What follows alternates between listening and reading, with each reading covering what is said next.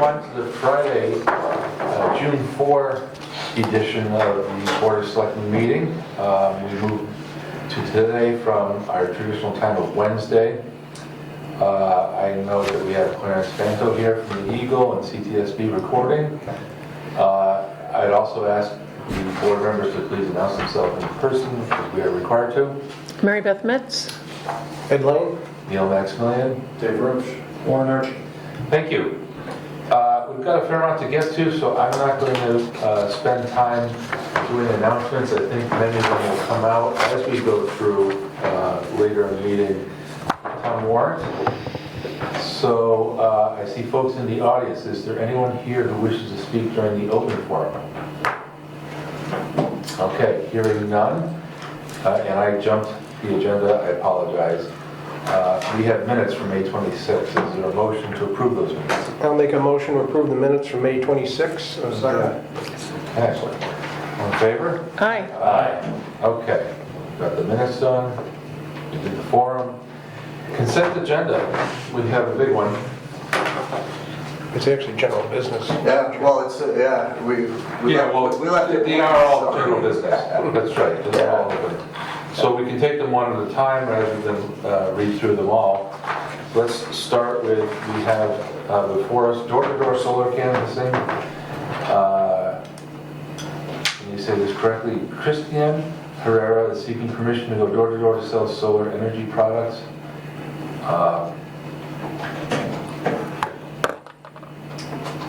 I have notes here. I'm not going to read the notes. I think this is the first time we've seen this. Yeah. So traditionally, the board has taken a non-approval posture towards these, but we include them on every agenda. This is true. Yeah. We still have some that slip through who probably aren't aware. That we aren't aware of, right? Thoughts? No. Okay. Can you, that was succinct, perfect? Wait a little bit. No, I don't need elaboration. It's certainly Anybody else wish to speak? it's been our policy not to do this.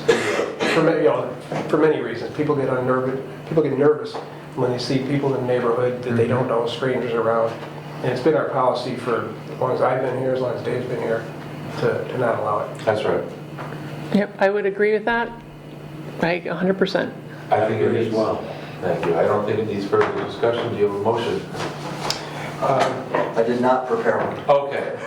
So it is the policy of the board, and has been before my time, not to accept or not to grant permission to door-to-door canvassing, and we will stay consistent with that policy.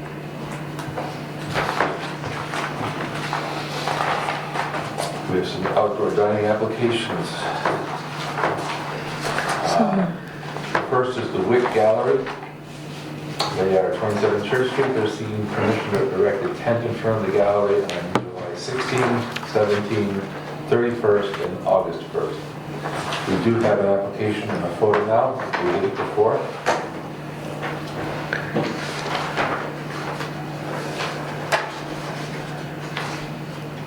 Mr. Chair, I'll start it off. Please. I personally don't see that this is remotely going to fit into our scheme of things as far as rules and regulations for outdoor retail.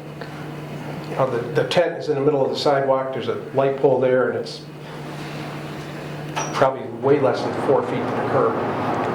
I would concur with that insofar as, everybody's pretty much back to indoors, and I don't see why you're paying rent on a perfectly good storefront that, if people want to come in and see your wares, they will do so, and, I think that does obstruct the sidewalk.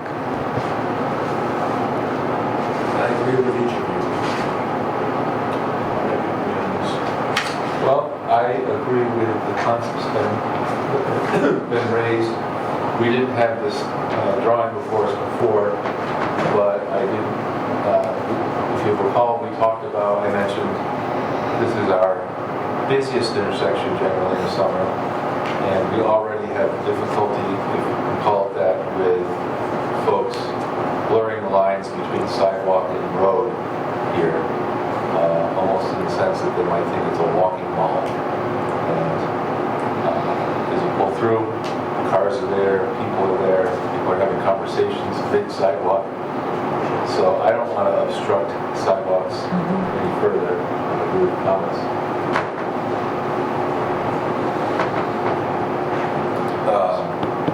So with that, Mr. Chair, I'll make a motion that we deny the application for Wing Gallery. All in favor? Aye. Thank you. Next up is concepts of art. We also have an application before us. They seek to erect a tent and table in front of their building on 65 Church Street. We don't have a drawing that I can see.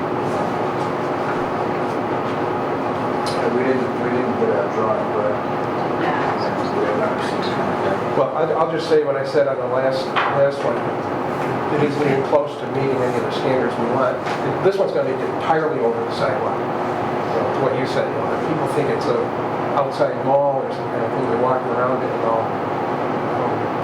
There is a memo on your second pack that I sent first sheet that explains it a little bit more from this job. So I can't Well, I appreciate that, but I'll echo Ed's comments. We made a pretty precise sidewalk usage guideline, if you can call it that, for outdoor dining. And it really was built around protecting the public that is on the sidewalk and making it very clear to motor traffic that there's this clear area. I don't think these tents that are proposed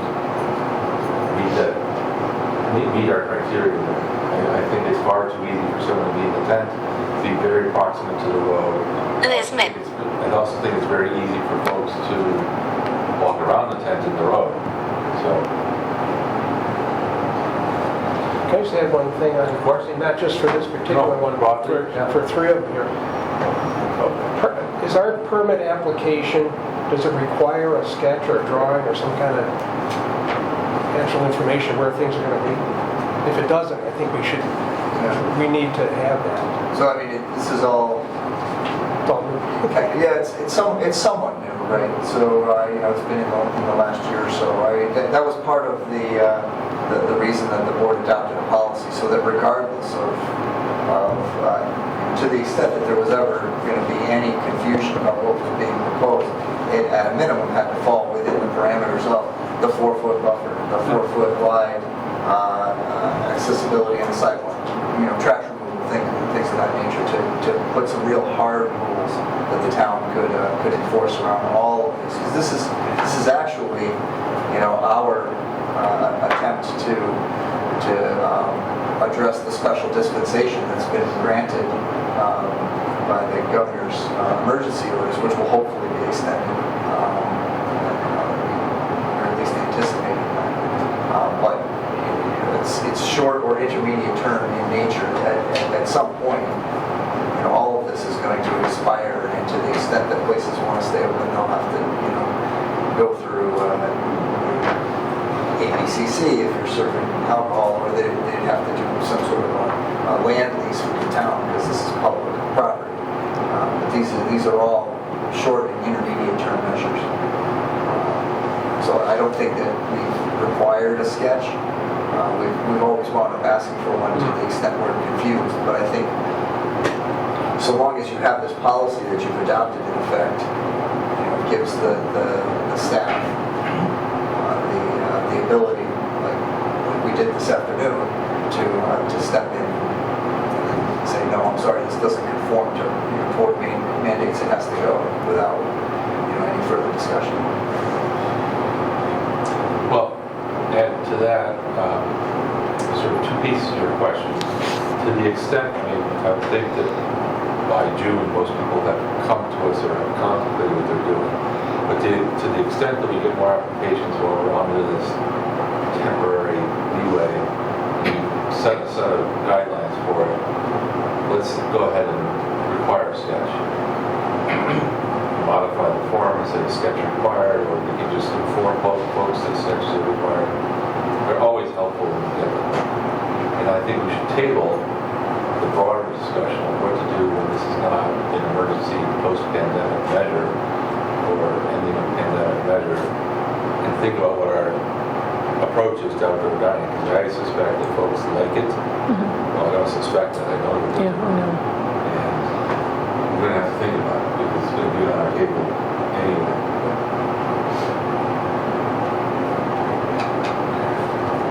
Ready for you?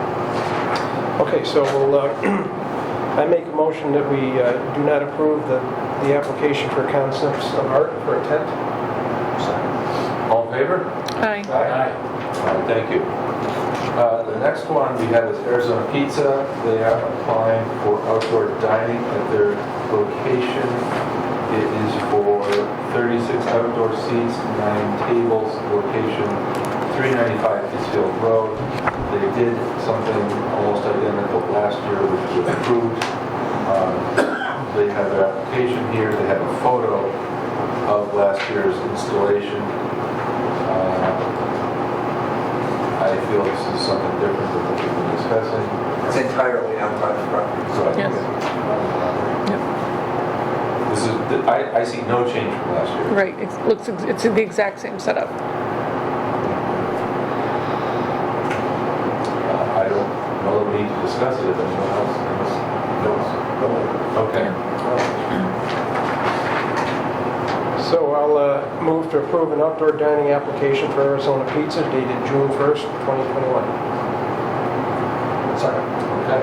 All in favor? Aye. Aye. Thank you. Next we have a request for outdoor tables and chairs at Noodle, which is 35 Church Street. I should probably explain this. Yeah, one a is little Noodle bit. returning to Noodle? Yes. However, they're not proposing to do table service at these tables. This is more of an aesthetic offering that they want to make to pedestrians, be they Noodle patrons or not. It's a kind of a... I'm going to attempt to explain this in a way that, the owner is kind of a forward-thinking person, so he feels that by having seating, not table service, but seating in front of his restaurant front, it creates a more inviting atmosphere. He's got 6 feet, even with what he's proposing, off of the curb. It's not really an outdoor dining application.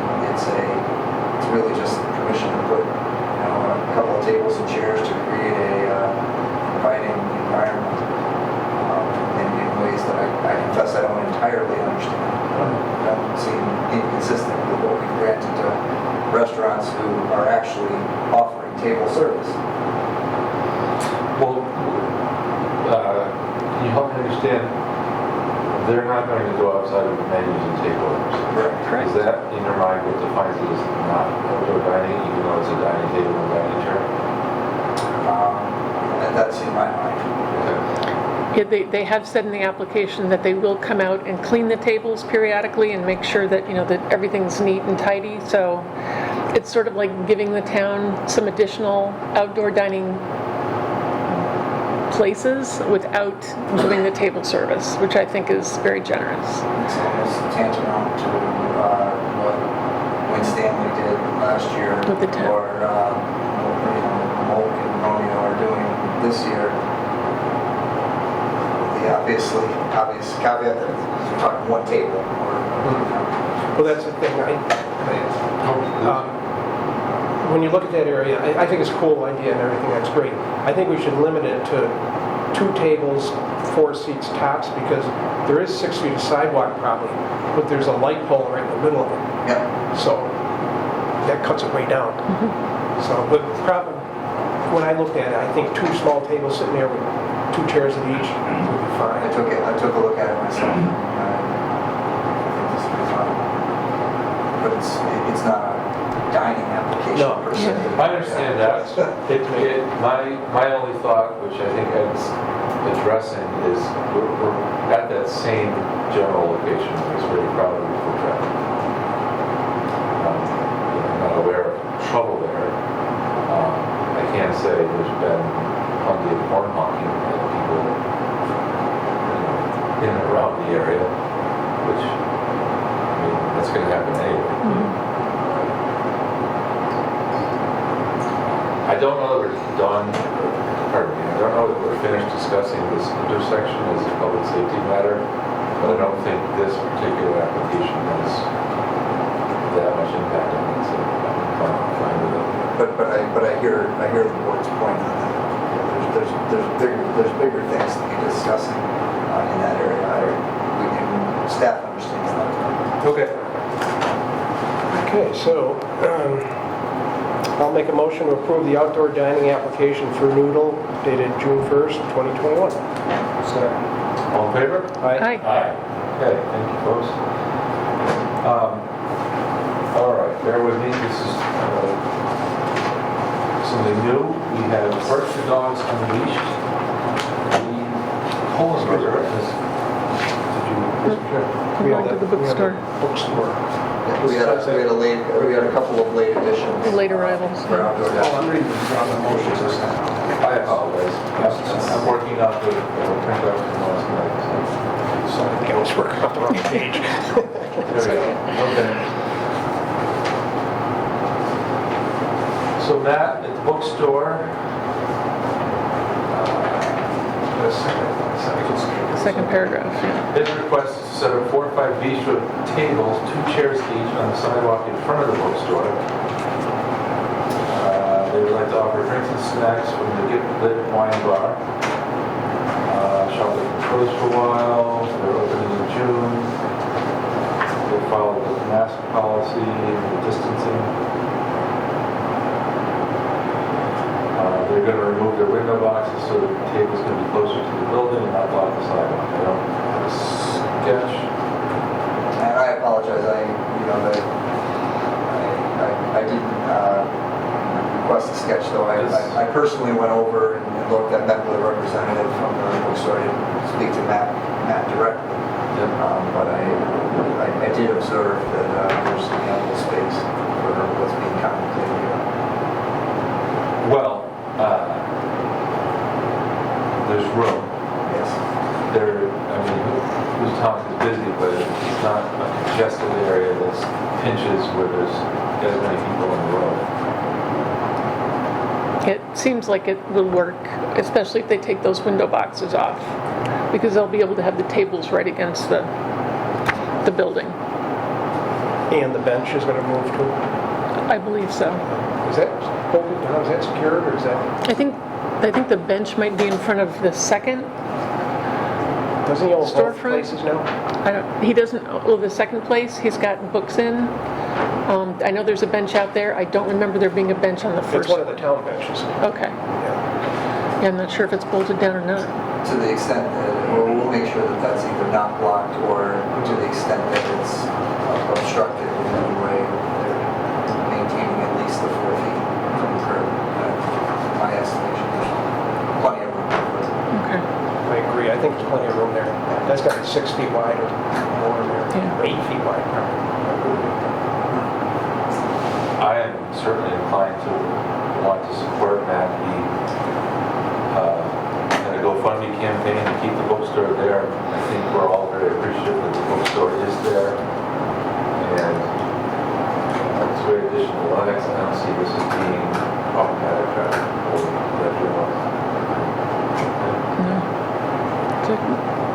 I think it's sound. So I'll make a motion to approve the outdoor dining request for the bookstore dated April 19th, 2021, subject to the restrictions of the board's outdoor dining policy. My friend over here is very ready for you. Oh, with the second? Or? Yes. There are That's seconds. the third coming. one. Whenever needed. Let me finish. He likes his opportunity to read, so anyway, We'll we get have to read in public now. we have a motion and a second, so I'll ask all in favor. Aye. Aye. All right, that passes. And then we also have the addition here. Good to go, Chris? Patisserie. All right, so patisserie Lenox, where did that go? So this is for, Their outdoor dining at, what is, the other side of Church Street, 30A, 14 seats, 5 tables, the sketches here. The photos look very much like what they have already.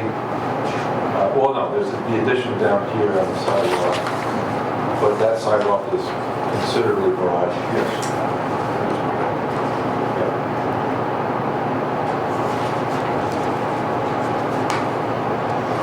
Comments? No, I think it's fine. It's fine, yeah, looks good. Looks like what they've got going on now, They're doing a fine job with the chairs that they have now, so yeah. kind of model center for, it's great stuff. very nerdy. Okay, so I'll make a motion to approve the outdoor dining application for Patisserie Lenox dated May 25, 2021. All in favor? Aye. Aye. Okay. Please do. Today, we looked at a bunch of applications, and some of which we approved and some of which we declined. But I want to thank the people for applying, because we do have people out there who have decided, and will decide over the course of the summer, I believe, to decide their own, well, do this. I mean, we're not anti-business, that's not why we declined. We declined it because of public safety and other issues. So it's not that we're against the business, we want you to business, more of the business as well, and have a successful summer. It's just that we have other obligations to the citizens and the people of the town. So, and I don't want them to get discouraged, hopefully we can help them in other ways, whatever it is. Feel free to come back and discuss it with us if you have another plan or you want to modify your plan. So, I just wanted to say that because I think it's important that we support business. And I think we're doing that with public safety and hospitals. Thank you. Thanks, Dave, that's a very good point. Let's hope it holds up. So far, my experience around town, the foot traffic is there already. Yes. At this early stage, it was pretty promising. I think the stores and shops and the restaurants will have the available traffic. Absolutely. Realtors tell me that there's nothing to rent. Right. Well, we know that part, but now the rentals are. So You mean fingers crossed. storefront? You mean storefronts in town? Is that what you mean by rentals? No, population here. We can't get them, it's the chamber's job or the store's jobs, we can't get them to Tonic or Church Street or whatnot, but there will be a lot of people in Lenox this summer. Yes, indeed. Okay, Good place to run a business. we are on the Dogs Unleashed. Okay. So we have the Kohlenberger and his wife Caitlin and Berkshire Dogs Unleashed. They're on 439 Pittsfield Road, and they're seeking to hold a canine carnival on July 10th and 11th. It'll be from 8 a.m. to 6 p.m. And you have someone here? Okay, would you like to speak? Sure. Okay. It's not for amplification, that's what it's all about. We are looking to hold Canine Carnival. It's going to entail a dock diving competition is the main portion of the carnival. Green Mountain Dock Dogs is the dock diving competition, the name of the competition holders. They bring the pool, there's a dock into the pool, dogs sign up to compete. They have a huge following all over, but we're also encouraging local dogs that come to our shop and other local places to sign up to give it a try. We're also hopeful that we can get some vendors, whether it be dog related or not dog related, maybe really anything just to get the community together post COVID and try to be dog centralized. And our goal, the whole reason that this came about is we also Berkshire Poodles, and we breed standard poodles, and we support a balance and service canine program out in Medway, Mass. We donate our dogs there for PTSD service dogs. And our goal is to open a Berkshire division. So all the proceeds of this go to opening that. And our goal is to donate comfort dogs to any Berkshire County law enforcement, police, fire, jail, anybody who's willing to take a comfort dog free of charge. We'll do all the grooming and maintenance on the dog. And they will get them. So that's the reason behind it. We've already talked to all the people in the 439 building and the one right across the way. Our landlord, Eric Taylor, is involved in this. But he seems okay with it as long as they're going to get more business from us. Go ahead. So, is there any proposal to use public right of way as a part of this? It's all in the parking lot. There's going to be more traffic, so the only thing we did think about was the likelihood that we might need to hire a police officer or something for that intersection so that there's safety there, but it's not going to take up any. But that was my thought, it's your property, you can, and it's a great thing. Wonderful event. Yeah. I would talk maybe with Steve Yeah. O'Brien Yeah. and see what he thinks, To, as far as traffic flow, and maybe a policeman, maybe not. I don't even know what you expect for Yeah, people. we've heard all sorts of numbers thrown out. We went to one that was in Hinsdale a couple years back, and it was like anywhere from over the 2 days, they said like 200 to 400 people in and out. But I think it all depends on. Spread out through the day. Right, not all at once at all. How does it work? Do people sign up for time slots Yeah, to compete? there's all sorts of different divisions. Oh, okay. And then people just passing by. So you get entry fees for people bringing their dogs to jump off the dock. Yep, We're we're gonna do and you have fundraising. stuff. Okay. Yep. Spectators will be able to contribute in some way. Yep, raffles, yeah, we're doing. I mean, I love your cause, I'm just thinking, Yeah. this isn't my job. I'm trying to think, how do people help? Yeah, fundraise? yeah, and we're also hoping that we get some sponsorship throughout Berkshire County for sponsorships to put it on. Understood.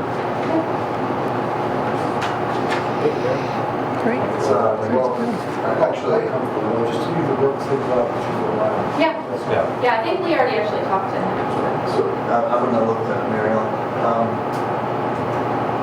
After asking about the right-of-way question, it's not clear to me what permit would be required. There would be no permit. Okay, so our, It was more about that. yeah, well, originally it would have perhaps have been a request to make use of the public way, but it sounds like that is not even the Unless request. there's like music or something. Yeah, there's no amplified music. Might be a barker Where too. It might be a barker. You get a little loud that way. So this is, these are the best kind of applications. These applications for which there is no approval. So, I don't think you need to read your motion. They probably don't. I mean, we can make a motion. We like can do the it. idea. Great. We have it all ready to go. Let's do it. Okay. I make a motion to approve Canine Carnival request of Berkshire Dogs Unleashed dated May 28, 2021. I'll happily ask for a vote. All in favor? Aye. Aye. Well, good luck to you. Thank you. Thanks for doing that. Excuse me, is that a good old what? I'm scared of giving it to the dirt. That's true. Thank you. Good luck. Okay. Chris, I'm gonna punt, get rid of mine, and use the one that you have on the table here, just to be sure that I'm consistent. Our next task is to approve our town warrant. so We've discussed it extensively. Do you have a method? I don't, other than to point out that the Finance Committee has, as of last night, so there's been quite a bit of activity over the last 18 hours, 24 hours or so. The Finance Committee met last night. All of the warrant articles were approved, all with the exception of the school appropriation. we are now poised to add their endorsement to the financial articles within the warrant. So none of that has changed.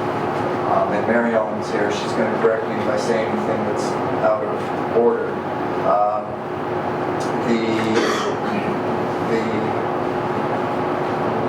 We had two placeholder articles in an earlier draft of the warrant that were going to require some additional work. The first was related to the citizens petition that was approved at the last annual town meeting back in September.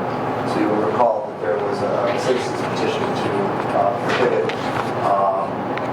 fireworks in the wetlands area around Parsons Marsh. It was not crafted in the form of a bylaw, but it contemplated a bylaw that would make that prohibition. And town meeting approved that, I think unanimously, though not in a form that was operative. So staff have crafted a amendment to the miscellaneous section under Chapter 13 of our town bylaws that would make it operative. So town meeting should vote to amend the bylaws in this form if that was their intention. So they'll see it, read it again, and if they're in a similar disposition as they were last September, they would approve it. So the amendment's been made and drawn up and looked at by the attorneys and everything, yeah. so It's exactly as printed under Article 19 in your final draft. Yep. So it's simply, so if you read the miscellaneous provisions of our town bylaws, it states any number of things all the way up from 1 to 15. So this would be adding a 16 to prohibit fireworks within a 300-foot buffer of Parsons Marsh, which was the intent of the citizens petition, which again passed, I believe, unanimously. So staff feels an obligation to put before town meeting a bylaw amendment that would actually accomplish what the petitioner intended. Sounds good. Looks pretty sound. And I like it short. Yeah, I appreciate the hard work. I think it's looking complete. Do you mind? I mean, we just jumped to 19 because that was... Yeah. Why don't we run through... We're down to 22, which is nice.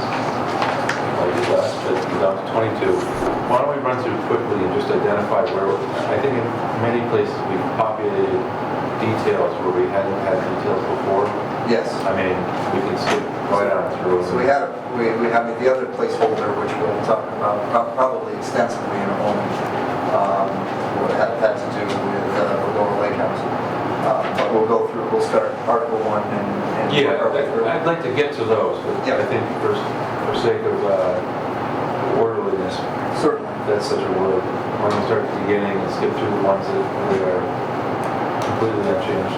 Article 1, we've gotten rid of the measures of park and that, and it's not necessary. We've replaced it with the motion to give the moderator the ability to declare votes that seem to always be. Article 2 is the omnibus operating budget for all town departments minus the schools. That's been approved by the Board of Selectmen and the Finance Committee. I think we need to take the schools endorsement off of Article 2. I just noticed that. Previous budget. I wasn't planning. Sorry, Chris, I didn't mean to put you on the spot. No, that's all right. Article 3 is the school budget. Yeah. All right, and that all reads appropriately. Article 4 is the water department. Article 5 is the wastewater department or sewer department. Article 6 is the acceptance of Chapter 90 funds. Article 7 is the omnibus capital budget, $875,000. Article 8 is the CPC, and we've condensed what used to be 3 articles into a single article after consulting with the coalition on how to do that. Article 19 is a CPC transfer to fund a gap from undesignated, or unrestricted, I should say. Article 10 is funding of the fire engine stabilization account. Article 11 is the establishment of and funding for an ambulance stabilization account. Article 12 is a debt authorization for the library dome room. Article 13 is a debt authorization for the town hall roof and cupola. Article 14 is a debt authorization for design of the wastewater treatment plant. Article 15 is a debt authorization for design of a public safety building. Article 16 is a debt authorization for construction of a new water line, replacing the second of two of the main water lines leading down the mountain from the plant. Pause you there, Chris? Yes. Thank you. So when we talk about these debt authorizations, we clearly need two-thirds approval from town. Yes. We have thought about these a lot. The permanent building committee in some cases has thought about them extensively. And I think it's our opinion, therefore they're on the warrant, that they're prudent, that they're well thought through, that we're not looking at grandiose projects that are unnecessary. As we've talked about in this body before, so it doesn't need to be belabored. We have capital expenditures, many of which are necessary by current status of infrastructure and or upcoming rule changes for us. And as Chris has explained, this is, despite us really sort of being forced to spend some of this money, it is a very good time for municipalities to borrow. So, and you have close to 3 years leeway in terms of making that decision and having to have quote-unquote shovel in the ground expenditures. Is that a fair summation? That's precisely the way that the IRS will look at it. So I think we're going to need to do a good job of explaining that at the end of June. Just did. Okay. Got that? Well, yeah, somebody's going to have to explain that early on, and then... I think that's the preamble We're not gonna explain to it discussion of each of these items. Yeah. Okay. I'd like to skip over 17 and come back to it. That's fair. It's going to engender a lot of discussion. Article 18, this is, it's actually related to 17 for reasons we'll get back to. This is a long-awaited acceptance of conservation land for the development at 241 Walker, or adjacent to 241 Walker, part of the subdivision plan that's required. Article 19 is the fireworks prohibition that I was discussing earlier. Article 20 is an agricultural zoning bylaw amendment that the planning board has put forward. And then Article 21 is a very long and bureaucratically impressively worded way of getting the Roaring Brook Road Bridge reconstruction project through the state's transportation improvement program process, so that our taxpayers don't have to foot the bill for construction. But there's a variety of legal notices and takings and things I of was that going to say, nature. it's primarily about takings. or- Yeah, primarily. Okay. Well, we've been through that on Walker Street, so Yeah. I think the concept is familiar. Yeah, and yeah, that's our most recent experience, Right. Walker Street. Right. Article 22 is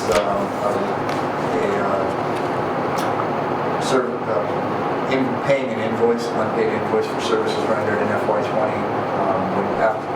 To the extent we receive invoices for services from the prior fiscal year after the books have closed, we're required to bring that to town meeting for a supermajority vote. All right, so that brings us back to Article 17, which has existed in concept for a while. However, didn't wasn't brought to finality, I think, until about 9:15 this morning, after staff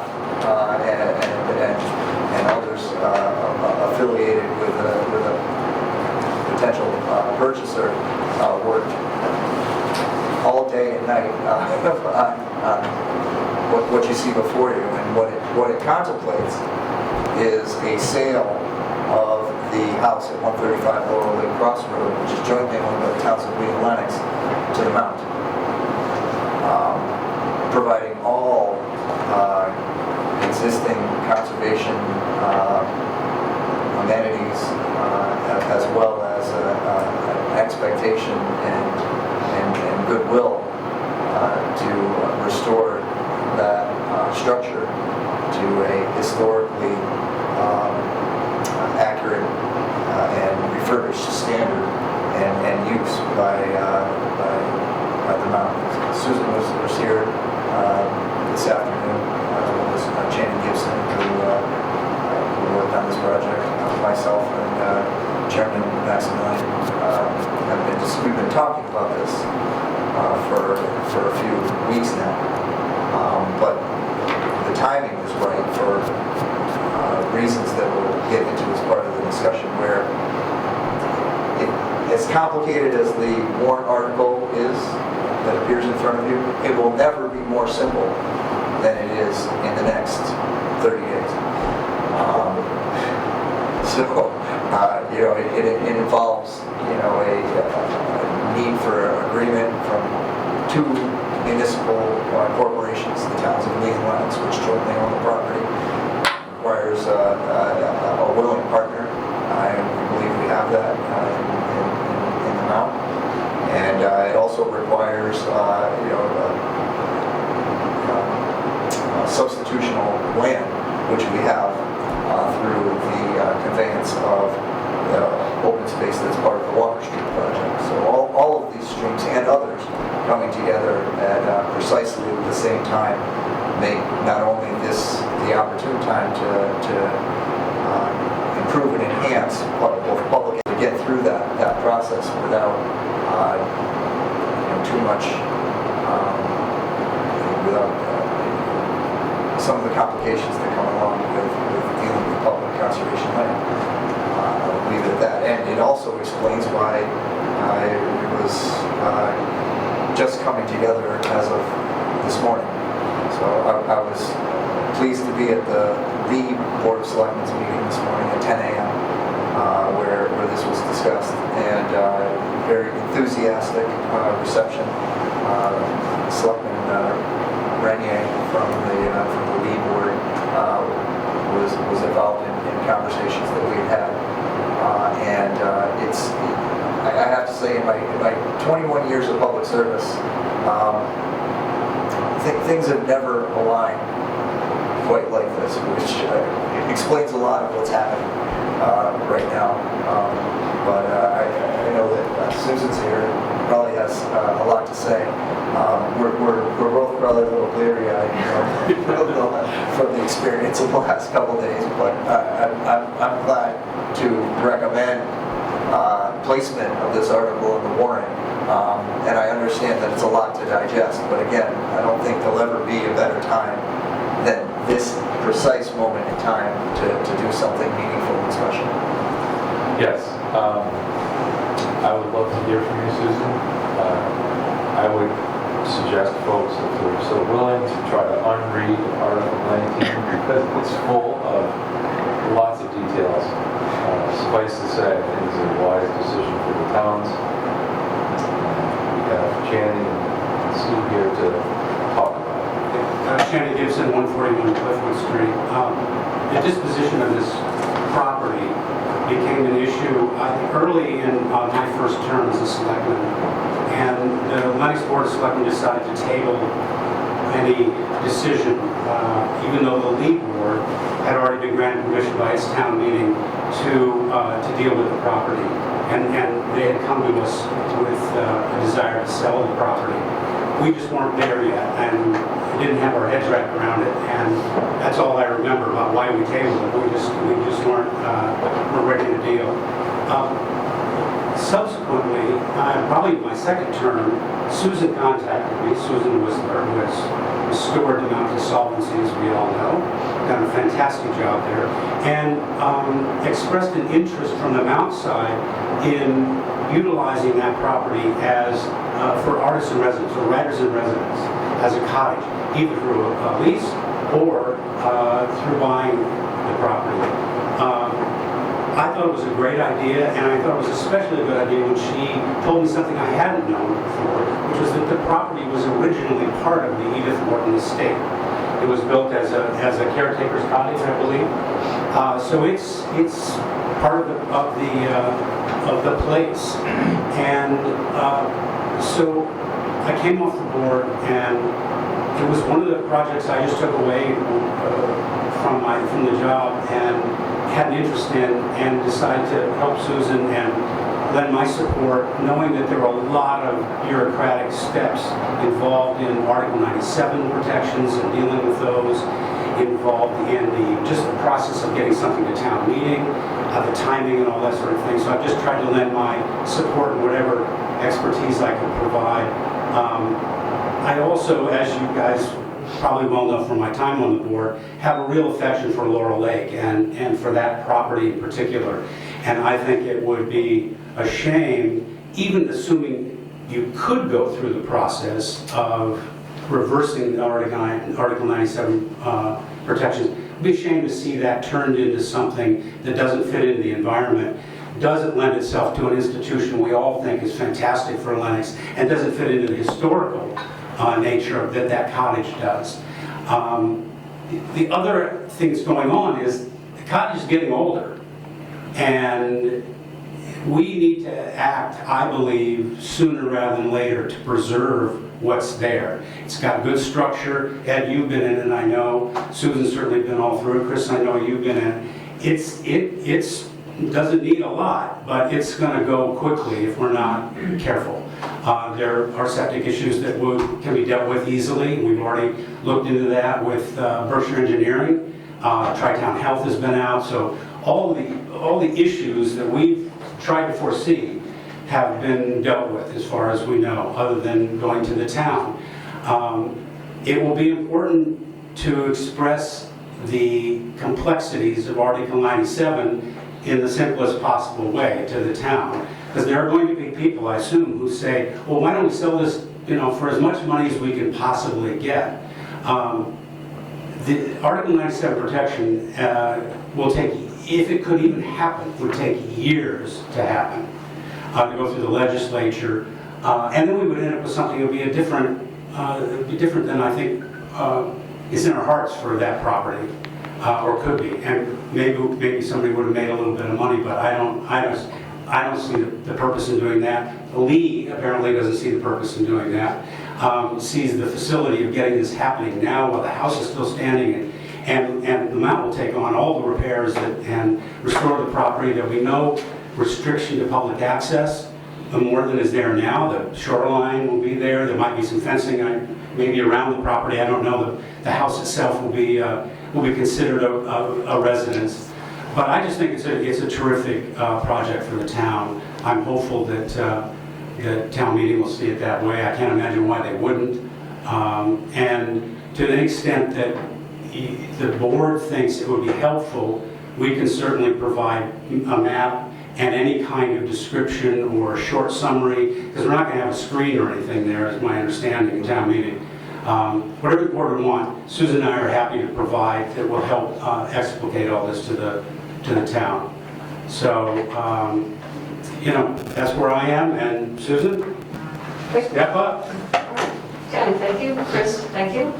And good afternoon. I do have maps that do need to be oriented to sort of where Edith Wharton Park is in relation to the Mount. But it was, as Tammy correctly pointed out, it was the tip of Wharton's estate. She owned from Putnam Street all the way down to the shores of Laurel Lake. And over the past 10 years, we've been working very hard, forming partnerships and friendships with our neighbors, trying to piece the estate back together. It now is about just a third of the size of what originally was, and to sort of make sure that public access is maintained and protected. So I see this transaction as just the sort of logical next step in what we've tried to achieve. We've secured conservation restrictions from David Carver, our neighbor, of about 70, I think over 100 acres, and we were working with greenagers to establish a trail system all through that, which people are using and loving. And it culminates actually at, they're deposited right there at Edith Wharton Park. And so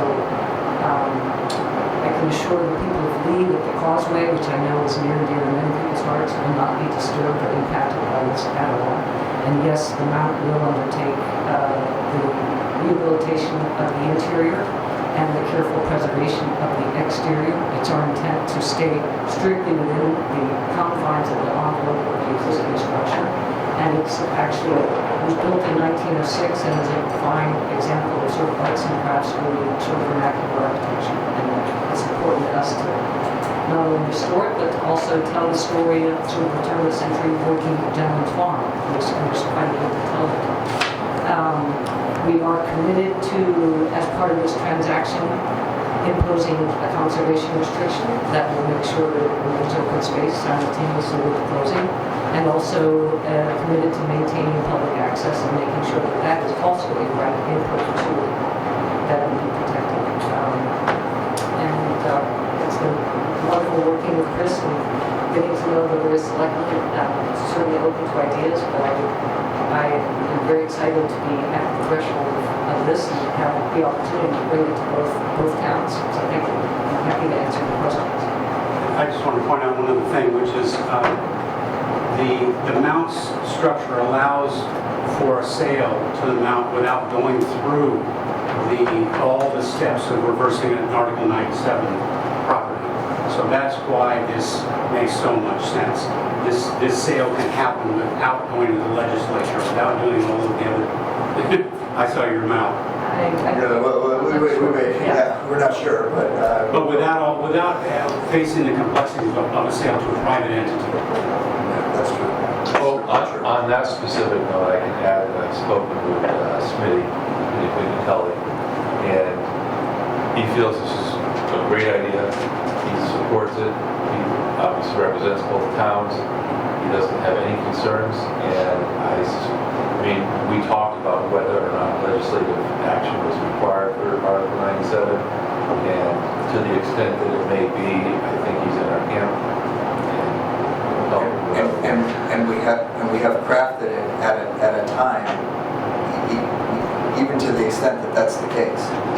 We have an opportunity to do that with the substitutional property coming in, if that's what's needed. And we've crafted the warrant that would easily accommodate that. I'm far from an expert, but as I look at it, and given I think you can correctly use the word unique here. The Mount has a unique ability to use this property for what they plan. It's its highest and best use. An alternate use would be virtually impossible to accomplish. So put simply, we own, together with Lee, something that the Mount can make much better use of. It disentangles us from maintenance, disentangles us from, working together, co-owning a property with another municipality. To me, it is only a win-win. And to the point that we can get town through that one-page warrant article and explain it very simply as something that I think is also important to note, and you folks have talked about this as well, that there's been a market assessment done. So when we talk about what value do we realize as a town, we're not just going off tax roll and an appraisal or something outdated. It's been looked at from the standpoint of being fairly paid. So in addition to all of the other bases that this proposal would cover, procurement and disposition laws are among those bases that are covered here, right? It's one of those things that rarely ever happens. So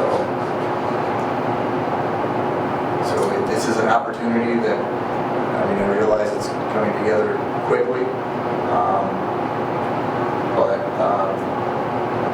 Shannon made a we should good take, point. yeah. And we should include that in our discussion.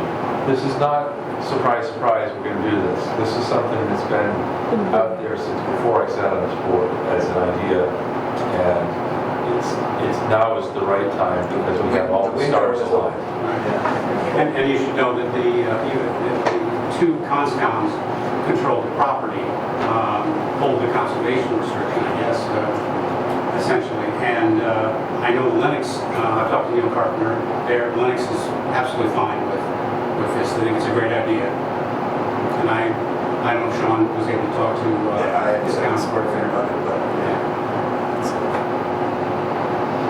I mean, in the case of the town meeting has already authorized the selectmen, but they will go back to town meeting with this concept specifically. So everyone, there's an article in the lead warning that looks precisely like what you have in front of you. Even though they already approved it, we felt it was smart for them to take another look at it with all the specifics in it and not have it feel like it was a surprise pulled on the town. So there's a lot here, but there's also 3 weeks to talk about it. Digest. So, I think it makes great sense.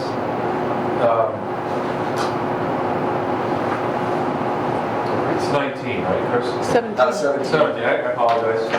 So that was the last, you saved that for last. We've reviewed all 22 articles. If anyone, unless anyone has more to discuss on the warrant, I think we're ready for motion. Well, we got this item from the planning board, and we're all supposed to have looked at it. Yep, that is our next item. That is our very next item.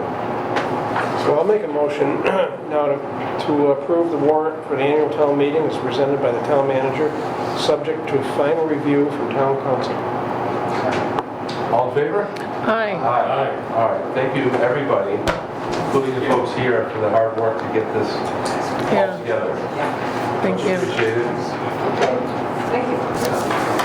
Thank you, Susan. Thanks. Article 17 is the world's longest thing. It certainly is. yeah, this is all Maybe you can press town council, is there a way to condense that? Probably not, but it's worth a shot. Okay, so we have a master plan. Hopefully most of you who needed it were able to get a hard copy. I myself I don't have mine with, yeah, I don't have mine with me today looked either. both online and went through the hard copy. And it's up for discussion, and I welcome any discussion. My review of it, and we did talk about it briefly the last time we met, is that it's very well done, very complete, and goodness, it reflects an enormous amount of work by a lot of folks. So, Go ahead, Dave. you sure? Yeah, fine. So, yes, I did read it, and I've gone through it, but, you know, I've seen a lot of really good plans in my life. I actually maybe wrote a couple, but they didn't work out for one reason: there was no follow-up. I mean, the success of a plan requires that there be, you know, okay, we've got the plan. So what happens when we put that bicycle rack in town? Do we check that off the plan, or? Pretty much. Very much. Yeah, that's what we're So gonna, the group that's, stays together? well, the group doesn't stay together so much as people who have worked on it are going to be working with staff to ensure that we go through it. I know that, like, Elliot is not on the finance committee anymore, but he was very engaged with Right. several sections of the document. But people like Pam Kieber, who's still on the planning board, and me, who's still on the select board, we're very interested in what's going on in this, and so we will pursue these items. And just what I gave all of you is the implementation plan for like the first 1 to 3 years. So we will be using that as sort of a roadmap for staff and for department heads moving forward. So this is something that we'll actually use along with the town managers plans going forward year over year. He'll be using this with the department heads to sort of, have a master plan of work for the town moving forward. It's going to help Chris direct what town departments do. It's going to help us stay on track to complete items, and hopefully be a very useful document that, yes, we can go back and check off. We've gone through goal number 1A1 on the housing plan, and we've accomplished that, and we've gone through for public safety and facilities, and we've accomplished goal 2.3. So we will be using it to constantly keep track of how we're doing as a town, so that we're not just responding to things, we're actually being proactive in moving forward. And I think the department heads are pretty much on board with this, and they've put a lot of effort into the plan too. So I think they're very excited to see us use it as a tool to move the town forward. Okay, it's a really good plan as well. A lot of work went into it, no doubt about that. I'm so glad we got it done. I just don't want it to gather dust on a desk somewhere. It just needs to be. That is the expression that at least one person used at every single meeting that we had. So believe me, it will not be gathering dust on a shelf. So maybe we, the select board, you could update us periodically as to where we stand with the plan.Ure. Be happy to do that. Obviously with the dollar signs, we'd be made aware of it. Well, several of the warrant articles that we're approving today Right. are going to start getting us to those points that are set out in the master plan. The new fire station, the new police station, the new wastewater treatment plant, those are all very high priority items in public works and facilities, in public safety. And so, by doing that and by doing what we're doing at town meeting, that moves us toward accomplishing these goals. So it's all very tied together, and we hope a seamless sort of process. Well, I certainly extend my thanks to your board or your committee that put this together. It was a good effort, really good effort. It needed to be done. Now we just got to follow through. Right. Those are my comments. So. It seems with the sheer number of areas you touch, you touch everything, that it'd be impossible to do everything. But it's going to set, as long as priorities are set and there's a guideline, and department heads, town manager, everybody sets guidelines of what prioritize what you want to see done. Just peck away at it. That's right, and that's, this is a 20-year forward look. This is a 20-year plan. So what it also does is it gives us the flexibility so that when federal, state, and local funds become available for the different projects here, we can point to the master plan, say this is one of our priorities. It gets us extra points on these applications, which is really important for scoring and coming to the top of the competitive lists that are out there. So this is really an important financial document for the town as well. I was extremely impressed with the depth and the breadth of the items, the action items in the plan. My Lord. So what it requires, to my way of thinking, and I've been on the planning board in the past, and was in realization that we rarely got to the items ever expressed and went to action on them. So if you can do that, that's good news. So there's prioritization that's necessary, clearly, no question. And in each of the items, you see a relationship to other organizations, other boards, other state or federal organizations, especially from the standpoint of funding, that I would think that on a normal basis, you'd be inviting other board representation for rounding out the priorities, but also getting the state and the feds involved. They're looking for buckaroos and how we make all this happen. Very impressed. I was going to try and prioritize the members, the items, but I think the members need to do that. And And I would think have, on a regular basis, another board present, certainly a liaison between meetings with those boards and the feds and the state people as well, especially as we look at possible funding. So again, very impressed, glad I had a chance to read this, and I did, and a lot of work there. Oh my God, what an ambitious thing this is. You know, like, I've got to thank Gwen Miller for staffing this. She did a fantastic job. We've been going at this for a little over 2 years now. Actually, a lot over 2 years now. Lost But- a year. But, you know, it's, we had a lot of help from Berkshire Regional Planning Commission. They were our consultant. But every town department head, just about everybody in town had input into this, as well as all the boards and committees that are in town. Everybody gave us input with regard to the core assessment teams in each one of the chapters. So this plan should come as a surprise to absolutely no one who will be involved in it. So I think it's a very positive development and one that we can use moving forward to much success. Well, to the points that I've heard raised, what if we, say, had a quarterly master plan check-in Sure. on this body, and what if we made a point to invite another board, whether it be the planning board or whoever, the housing authority, and The planning less board us would just be good. discussing these ideas and more about how are we doing, it says you're gonna do this, where do you stand on your action items? Yeah, good idea. Sounds good. Yep. Is that something that you can incorporate into your, I can't wait.